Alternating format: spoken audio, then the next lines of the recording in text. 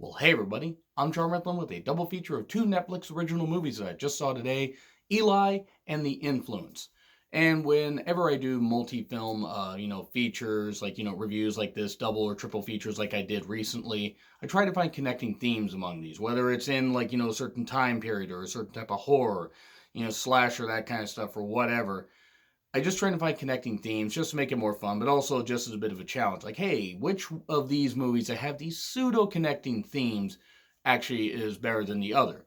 And in this case, it's Eli and The Influence. And with these, they deal with pseudo haunted house bullshit and demonic possession, and also family drama and how you deal with family and loss and that kind of stuff. And I'm going to spoil quite a bit of these movies, and neither of these movies are particularly good. I am going to start right off with that. Their Netflix original movies are kind of hit and miss. I did like The Perfection. I liked some other stuff, but these movies really were not all that good. I'm going to start off with The Influence. It takes place in, I believe, Spain, and there is a family, a daughter who's going home to take care of her dying mother. She meets her sister there. Her sister and her have a bit of a weird relationship and everything because a lot of shit happened in this house when they were younger. Get to find that out through a lot of flashbacks. One of the sisters has, a husband, and they also have a daughter, Nora. I will say that the acting in this movie was not particularly all that bad, but with anything that's told in a lot of flashbacks, and when you they try to make it seamless where they go to flashbacks, but sometimes it just gets more. Some people might find it confusing. It really isn't that confusing. It's not a very deep plot. The film is not particularly badly written, but it is very basic.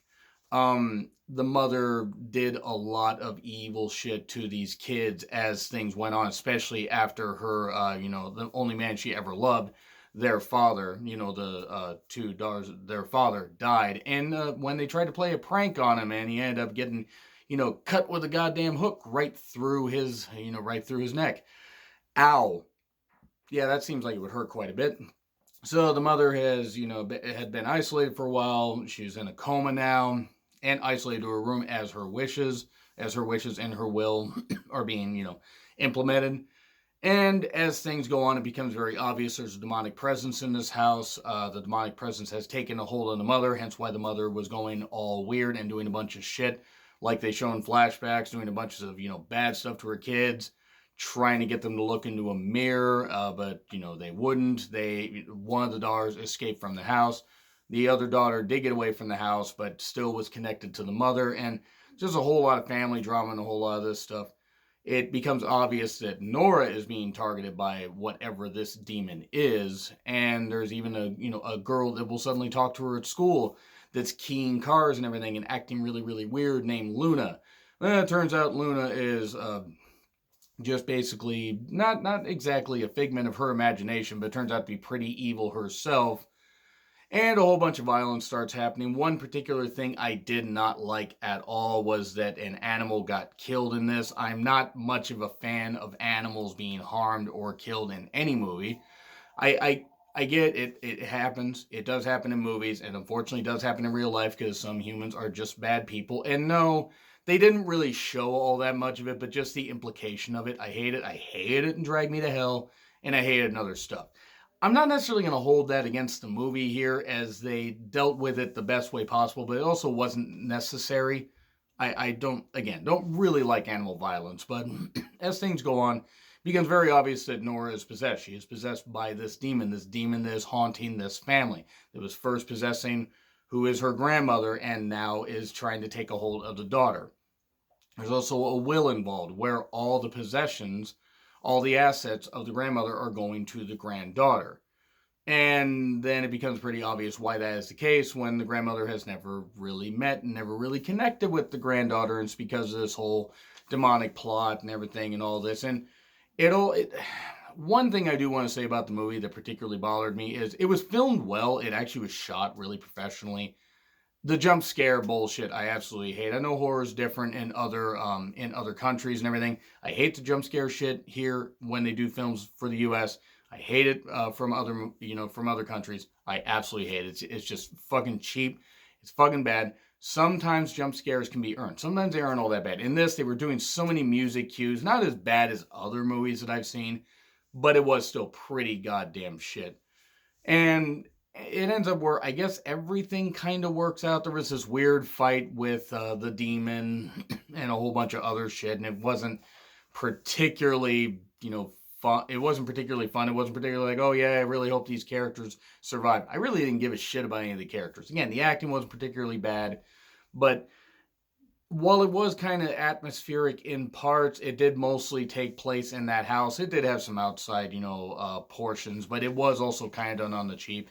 And the nighttime scenes, a lot of time, I don't know if it's my TV settings. I don't think it's just that, because I could tell. I watched this. I checked this on my phone.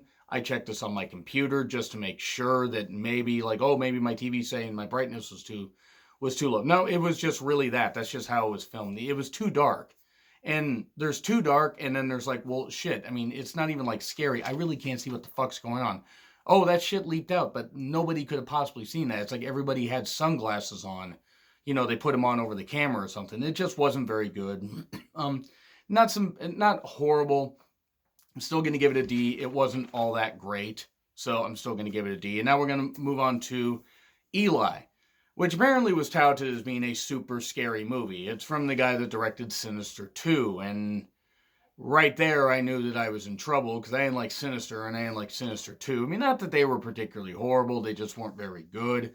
But you do have Lily Taylor, who was in The Conjuring. She's pretty good.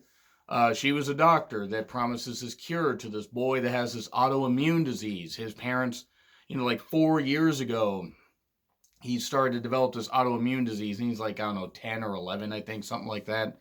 And he's had this issue where he can't be outside. He can't be out around the elements unless he's in a hazmat suit.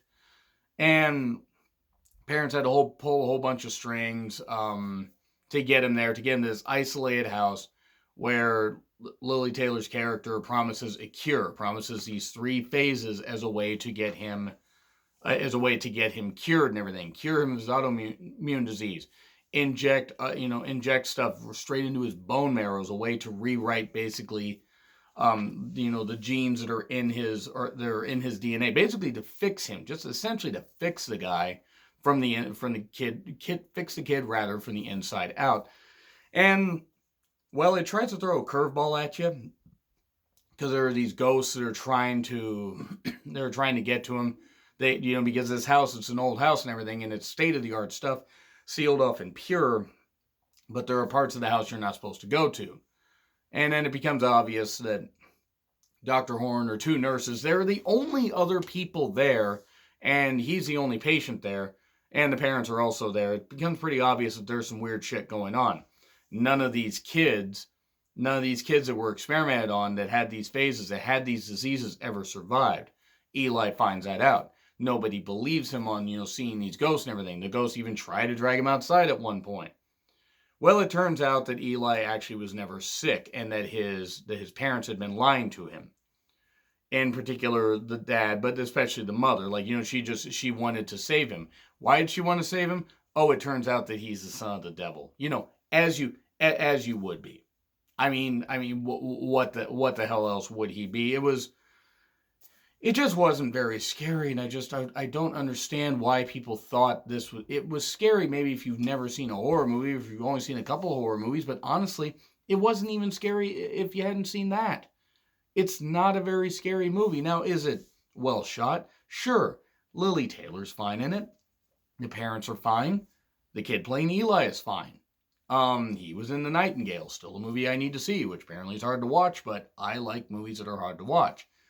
With this, you also have a redheaded girl who was Max in Stranger Things, apparently, and she was trying to get Eli to realize his strength and everything, and tell him, oh, hey, by the way, a whole bunch of other kids died here. But yeah, then it turns out that she's actually, a spawn of Satan or a demon or something, and yeah, turns out that the parents knew this and were like, well, shit, we need to save our son. Let's inject him with, holy water and stuff like that. So that's why he was having the autoimmune issues, because they were injecting holy water into a demonic child. And yeah, there wasn't really much to this movie. There honestly wasn't. There wasn't even much to the other movie. This one, I guess both were about the same. I will give a little bit more credit to Eli. I'll give it like a D plus. But with this, it was just one of those where it's like, okay, cool. That's it. That's the big grandiose scary movie that people were talking about. I mean, not one of the worst things I've seen this year, but it was pretty goddamn bad. I will be doing like an end of year thing at some point. Maybe an end of year podcast where I talk about my favorite where I talk about, my favorite and least favorite movies and stuff like that and just go through it. Maybe just do an audio version. I would do a video version, but who knows? Let me know what you guys think in the comments, but let me know if you guys have seen any of these movies. I may have other horror movie related stuff out. We are almost done with October, and I am busy the next couple days, so I probably can't do much of anything then. Maybe I might have another double feature tomorrow, depending on what I do, but I will have other horror movie stuff. Be seeing The Lodge here a little bit in like a couple of weeks when it comes out. Might see Doctor Sleep. So I'm going to have other movies besides just horror out. So let me know what you guys think in the comments. Let me know what you guys thought of these movies. Like, share, subscribe. Twitter handle in the description. I'm John Rickland. I'll see you soon.